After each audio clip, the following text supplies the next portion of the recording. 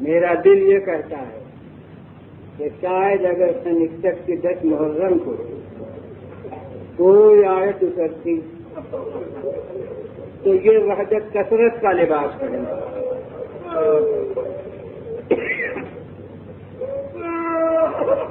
اب وہاں خالق ارشاد فرماتا کہ دیکھو انسانوں میں ایسے بھی ہوتے ہیں جو یوں اپنی جانیں دے دیتے ہیں فداکاری اور نصرت میں.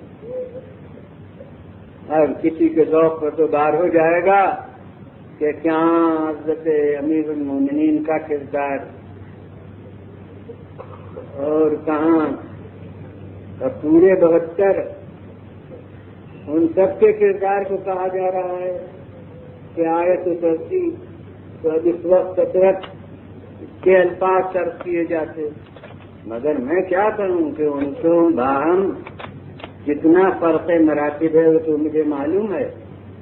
ارے سب بنی ہاشم بھی نہیں ہے تو 18 بنی ہاشم میں باقی مختلف قبیلوں کے افراد ہیں. اتنا ہی نہیں سب عرب بھی نہیں ہیں, کچھ ان میں غیر عرب بھی ہیں. جون غلام حبشی وہ عربی النسل کہاں سے آیا, وہ واضح غلام ترکی وہ عربی النسل کہاں آئے, اور حضور سب آزاد بھی نہیں ہیں. اب یہ نام جیسے میں نے دے دیے تو ان میں غلام بھی ہیں. تو اپنی جگہ تو اتنا فرق ہے, مگر جہاں تک کردار کربلا کا تعلق ہے تو بہت بڑی بات کہہ رہا ہوں, مگر کیا کروں کہ صورت واقعہ مجھے مجبور کرتی ہے کہ اپنی جگہ تو اتنا بڑا فرق ہے, مگر جہاں تک کردار کربلا کا تعلق ہے وہاں تو مجھے عرب و غیر عرب کیا, قریش و غیر قریش کیا, آزاد اور غلام کیا, کردار کربلا میں مجھے معصوم اور غیر معصوم کا فرق نظر نہیں آتا.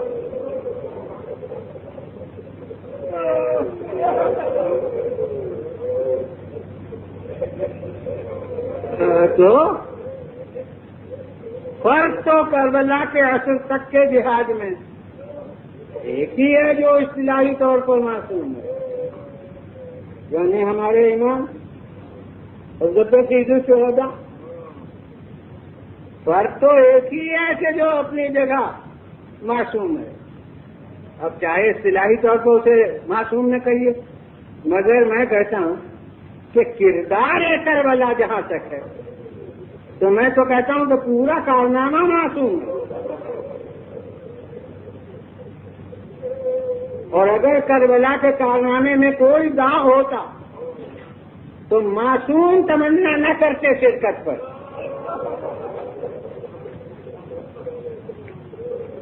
وہ تو بلا استثناء سب کو مخاطب کر کے کہہ رہے ہیں کہ بے ابی انتم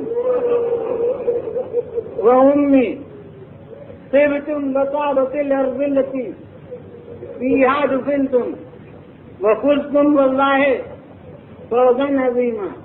اے انصار حسینی, میرے باپ ماں تم پر نثار.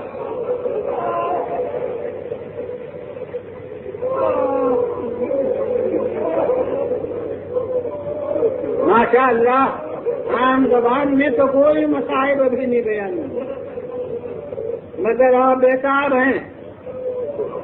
میرے باپ ماں تم پر نثار. اے انصار حسینی, تم بھی پاک ہوئے اور وہ سرزمین بھی پاک ہوئی جہاں تم دفن ہوئے.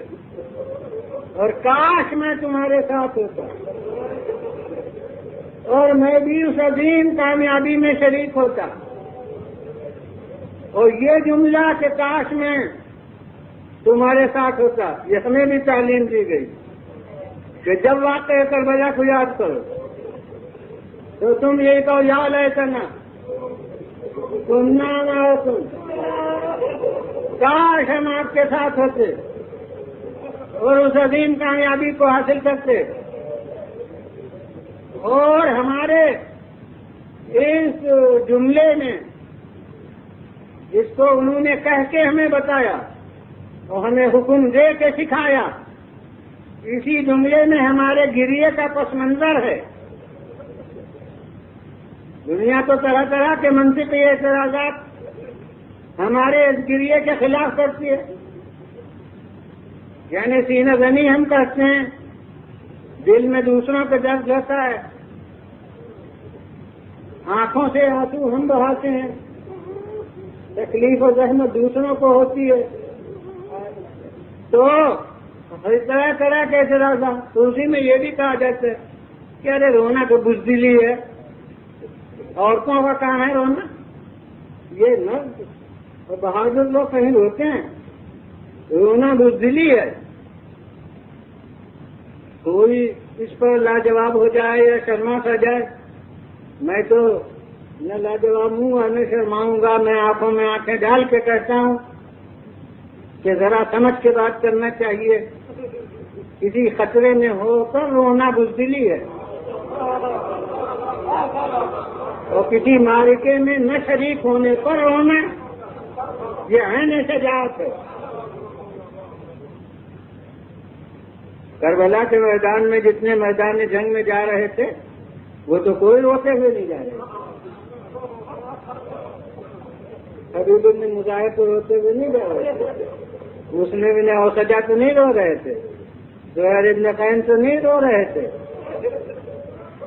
جب عزیزوں کی باری آئی تو عون و محمد تو میدان میں روتے ہوئے نہیں گئے. قاسم بھی اس وقت تک روئے جب تک اجازت نہیں ملی.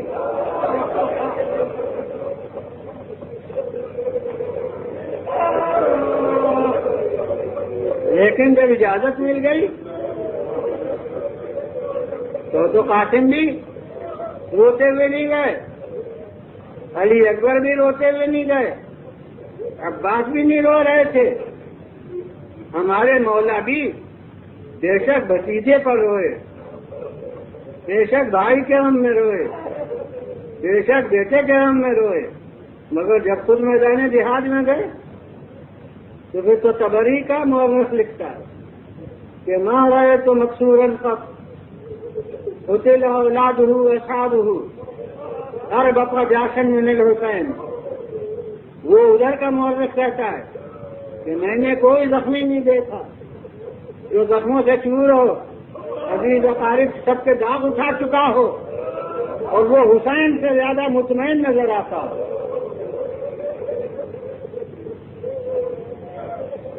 بلکہ ہمارے یہاں یہ جملہ ہے عزیز میں کلما اشتد الوقت اشرق وجه الحسین. جتنا وقت سب سے سختر ہوتا تھا اتنا مولا کا چہرہ دمکتا جاتا تھا.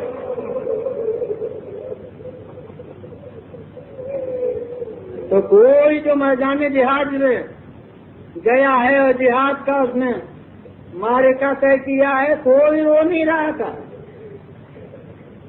بس ارباب اعضاء دہرانے کی میری عادت نہیں ہے، مگر ضرورتاً دہرا رہا ہوں کہ عباس ہوتے ہوئے نہیں گئے، علی اکبر ہوتے ہوئے نہیں گئے، قاسم ہوتے ہوئے نہیں گئے، مولا ہمارے میدان جنگ میں نہیں رو رہے تھے، مگر اہل اعضاء زین العابدین ہو رہے.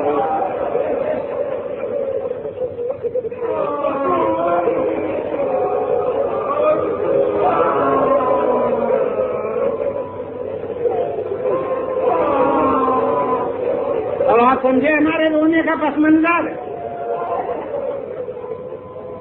ماشاء اللہ آپ اتنا گریہ فرما لیا کہ پوری مجلس ہو گئی.